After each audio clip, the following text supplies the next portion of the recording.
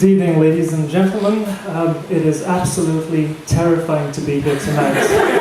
But thank you all so much for coming and making this nightmare a reality.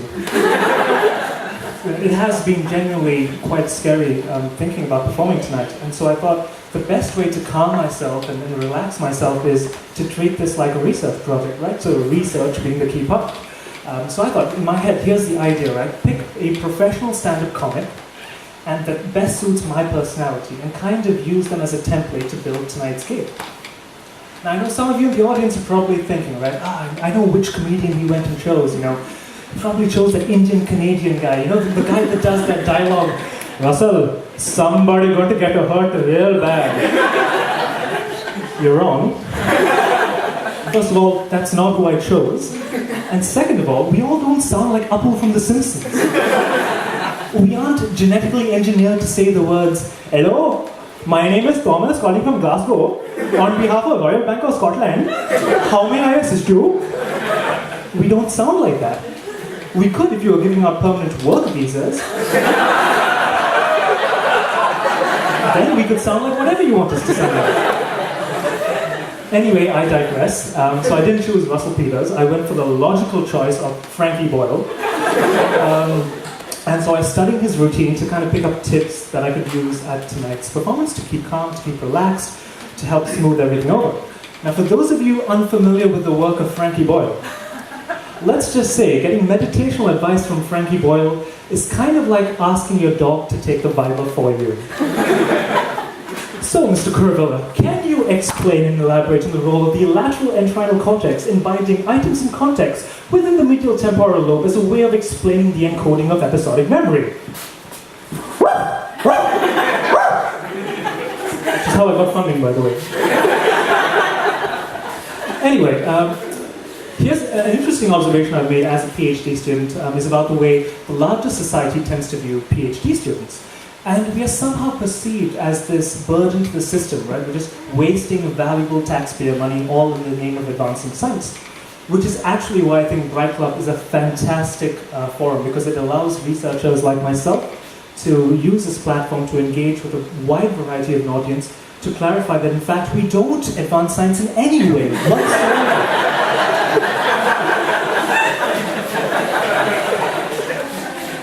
I've just started my PhD about a month ago, so it's in memory research. I tackle it from a behavioral neuroscience perspective. But because I've just started, I don't have any of my own research to present tonight. But it is a very exciting time to be in this field, because a couple of weeks ago, the Nobel Prize in Medicine was awarded to 3 researchers, and all 3 of them were from my field, and 2 of them, Edward Moser and Maybrit Moser, were awarded the prize for the discovery of grid cells, which are a part of a much sexier system that's often known as the internal GPS of the brain. Now, grid cells, as the name suggests, are a bunch of cells that fire in grid-like patterns, and these grid-like patterns effectively keep track of how far you've moved in an environment. So it's almost like having an internal pedometer in your brain, which is pretty cool if you think about it. What's even cooler is that my supervisor has become a bit of a celebrity as a result of this. So, my supervisor, a couple of years ago, worked with the Mosers on a grid cell paper. He was joint principal investigator, and that paper went on to get published in the journal Science, and was a big deal. But the thing is, my supervisor is a fantastic guy, really down to earth. He just will not take credit for all the things he's achieved, and he's in the audience tonight. So I don't want to embarrass him in any way whatsoever. Right? Honestly, I'm not even going to direct your attention towards him. All I will say is, if for some chance you happen to spot him after the show,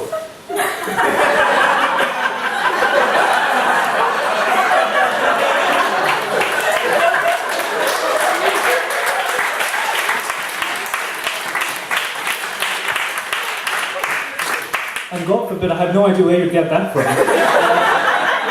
Please do feel free to have a chat.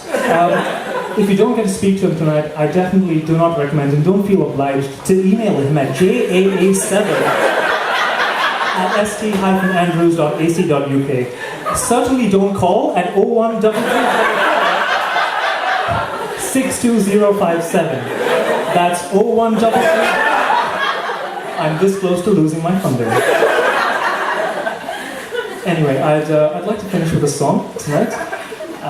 It's a song that I sing to myself every morning when I go into work and every night before I go into bed. And it makes me realize that the next 3 or 4 years are going to be quite challenging, but no matter what happens, everything is going to be all right.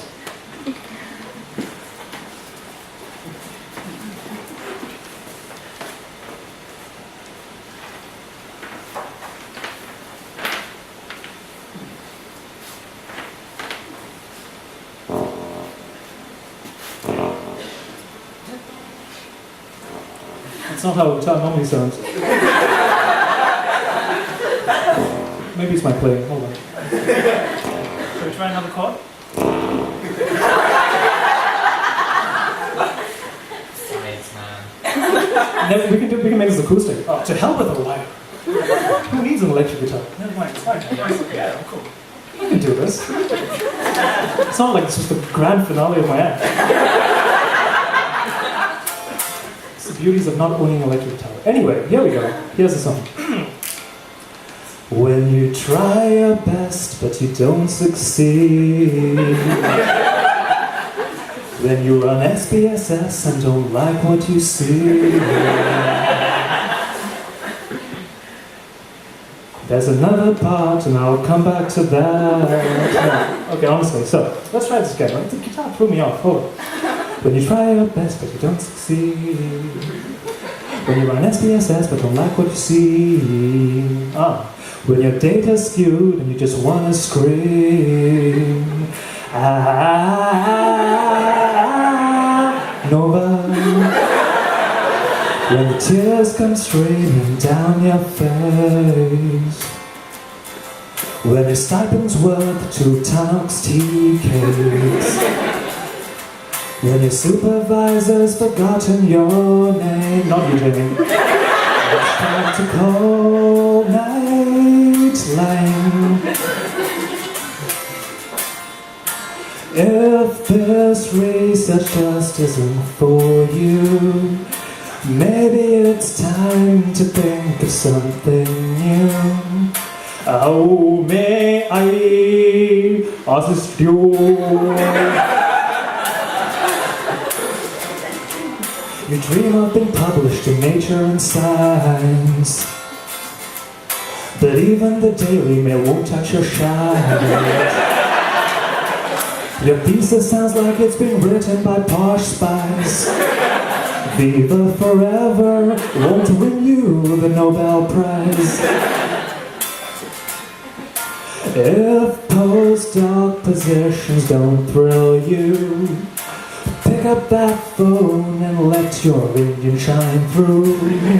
Oh, may I assist you?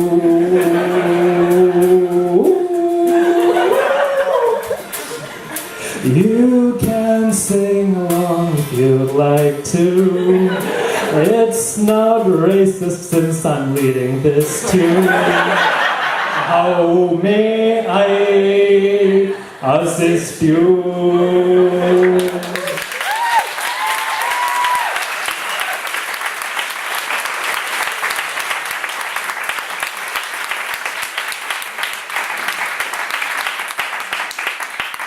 I've always wanted to say this. I've always heard this when I've watched stand-up gigs online, and I've always wanted to say it because I knew that if I ever did this for the first time, I would mean it from the bottom of my heart.